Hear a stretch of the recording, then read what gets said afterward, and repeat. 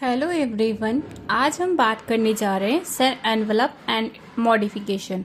इसमें prokaryotic cell और eukaryotic cell के डिफरेंसेस बता रहे हैं। Prokaryotic cell bacteria, eukaryotic cell में प्लांट, एनिमल, फंजाई।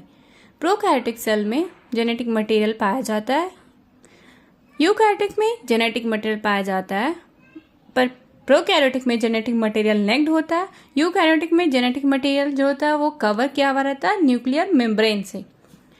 प्रोकैरियोटिक में नॉन मेम्ब्रेन बॉन्ड ऑर्गेनेल्स, कोई मेम्ब्रेन बॉन्ड ऑर्गेनेल्स नहीं पाया जाता।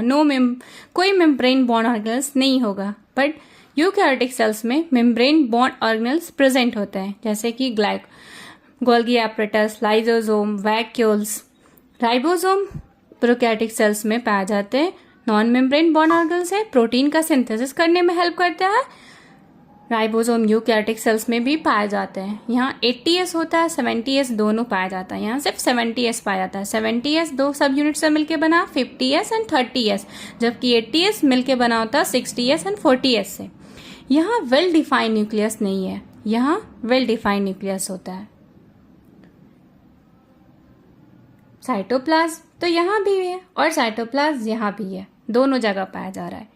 इंक्लूजन बॉडी जो होता है वो नॉन यूनिट मेम्ब्रेन बॉन्ड होता है, जबकि ये प्रोकैरियोटिक सेल्स में पाए जाते हैं, यूकैरियोटिक सेल्स में नहीं पाए जाते, एब्सेंट होते हैं। मीजोसोम जो होता है वो कैरेक्टरिस्टिक फीचर्स होता है प्रोकैरियोट का। मीजोसोम कैरेक्टरिस्टिक फीचर्स किसका होता है? प्रोकैरियोटिक का। फोल्डिंग होता है सेल मेम्ब्रेन का, जो हेल्प करता है किसमें?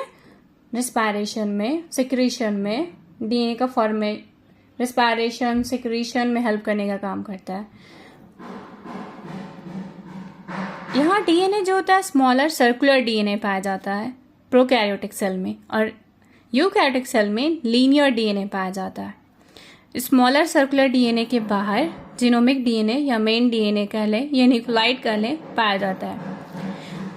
प्रोकैरियोटिक सेल्स में अगर देखें तो E coli, mycoplasma, lactobacillus, cyanobacteria, nostoc, anabaena, spirulina आ जाएगा। जबकि यूकैरियोटिक सेल्स के में देखें तो यूनिसेलुलर और मल्टीसेलुलर।